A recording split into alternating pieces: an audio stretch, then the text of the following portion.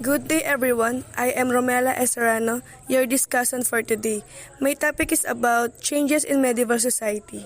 First is the growing food supply. It's about the 800 to 1,200 climate warm, depended on oxen for flows, and horses could do 3 times the work, and also the 900 farmers use a harness around the chest. Growing food supply is about expanding civilization required an increased food supply. A warmer climate which lasted from about 800 to 1,200 brought improved farm production. Farmers began to cultivate lands in region once too cold to grow crops. They also developed new methods to take advantage of more available land. Growing food supply is under the switch to horsepower. Switch to horsepower is about 400 of years. Peasants had depended on oxen to pull their flows. Oxen live on the poorest straw in stubble, so they were easy to keep. And also, the horses needed better food, but a team of horses could plow 3 times as much land in a day as a team of oxen. Before farmers could use horses, however, a better harness was needed. Sometime before 900, farmers in Europe began using a harness that fitted across the horse's chest, enabling it to pull a plow. As a result, horses gradually replaced oxen for plowing and for pulling wagons. All over, the Europe axis rang as the great forests were cleared for new fields. Next is the three-field system. The three-field system is about around AD 800. Villages began to organize their lands into 3 fields instead of 2. Two of the fields were planted and the other lay fallow resting for a year. Next is the guilds. The guilds is the second change in economy. Guild an organization of individuals in the same business or occupation working to improve economic and social condition of its member, and also it is the merchant guilds first. And also the artisans, wheelwrights, tailors, winemakers began guilds. Control number of goods, keep prices up, husband and wives work together, and the more women in cloth guild. And also the 1,000 merchants and artisans made goods for local and long distance trade. And the powerful force in medieval society and more and better products, wealth helped establish influence over government and towns. The guilds is about a second change in the European economy was the development of the guild, and also it was an organization of individuals in the same business or occupation working to improve the economic and social conditions of its members. The first guilds were merchant guilds. Merchants banded together to control the number of goods being traded and to keep prices up. They also provided security in trading and reduced losses. About the same time, skilled artisans such as wheelwrights, glassmakers, winemakers, tailors, and drudges began craft guilds. In most crafts, both husband and wife work at the family trade. In a few crafts, especially for clothing making, women form the majority. The guild set standards for quality of work, wages, and working condition. Like for example, bakers were required to sell loaves of bread of a standard size and weight. The guilds also created plans for supervised training of new workers. By the 1,000 artisan and craftspeople were manufacturing goods by hand for local and long-distance trade. More and better products were now available to buyers in small towns, in bigger cities, and at trade fairs. Guilds became powerful forces in medieval economy. The wealth they accumulated helped them establish influence over the government and the economy of towns and cities. Next is Commercial Revolution. Commercial Revolution was the expansion of trade and business. It is under the fairs and trade. It is about needed cash and credit to exchange goods. Bills of exchange established exchange rates. Letters of credit eliminated carrying cash.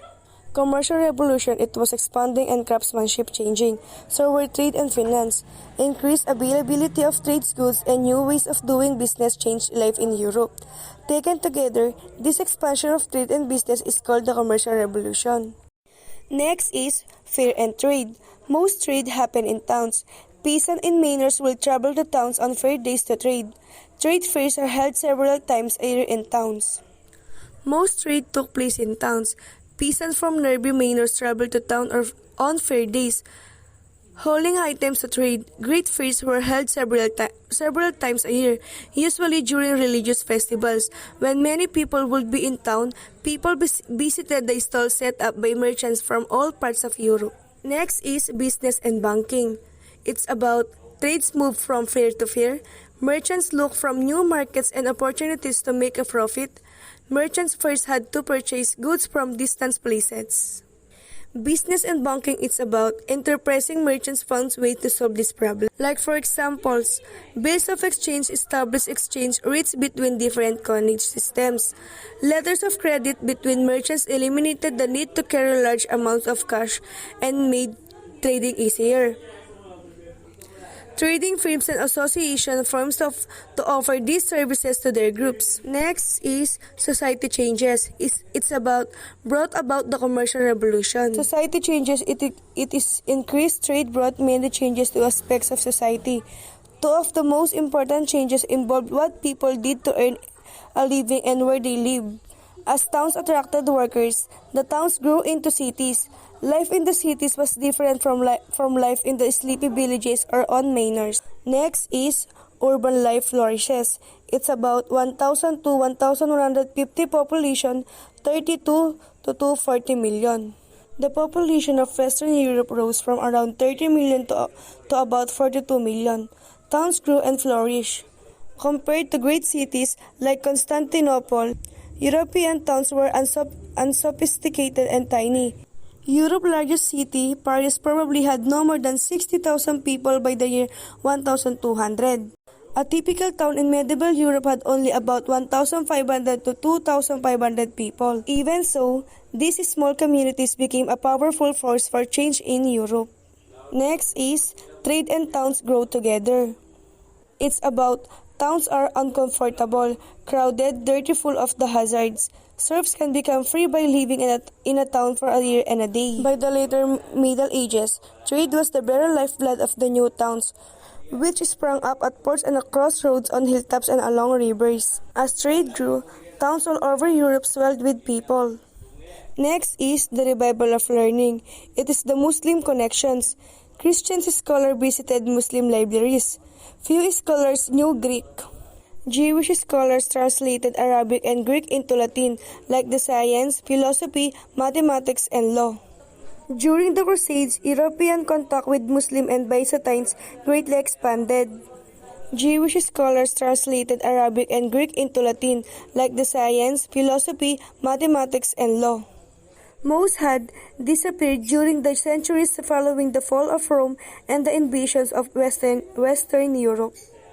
Next is the Muslim connection. It's about Christian scholarships began the Muslim libraries in Spain. It's learned about math, science, philosophy, and law. Also, the Crusades brought back superior Muslim technology like the ships, navigations, and weapons.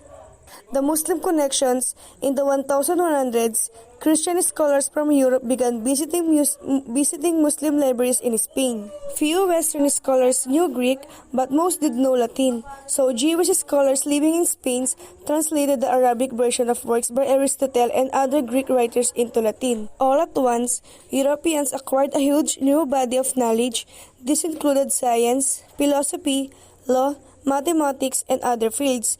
In addition, the Crusades brought back to Europe superior Muslim technology in ships, navigations, and weapons. Next is the scholars and the university. It's about people made the medieval university. It used vernacular language. Be familiar with the popular literature. At the center of the growth of learning stood a new European institution, the university. The word university originally referred to a group of scholars meeting wherever they could. People, not building, made up the medieval university. Most students were the sons of burghers or well-to-do artisans. For most students, the goal was a job in government or the church. Earning a bachelor degree in theology might take 5 to 7 years in school. Becoming a master of theology took at least 12 years of study. New ideas and forms of expression began to flow out of the universities at a time when serious scholars and writers were writing in Latin. A few remarkable poets began using a lively vernacular, or the everyday language of their homeland. Some of these writers wrote masterpieces that are still read today. And lastly, the Aquinas and medieval philosophy. It's about Christian scholars were were excited by the ideas of Greek philosophers. They wondered if a Christian scholar could use Aristotle's logical approach to truth and still keep faith with the Bible. In the mid-1200s, the scholar Thomas Aquinas agreed that the most basic religious truths could be proven by logical argument. Between 1267 and 1273, Aquinas wrote the Summa Theologicae. Aquinas' great work, influenced by Aristotle, combined ancient Greek thought with the Christian thought of his time. Aquinas and his fellow scholars who met at the great universities were known as the schoolmen or scholastics. The scholastics used their knowledge of Aristotle to debate many issues of their time. Their teachings on law and government influenced the thinking of Western Europeans, particularly the English and French.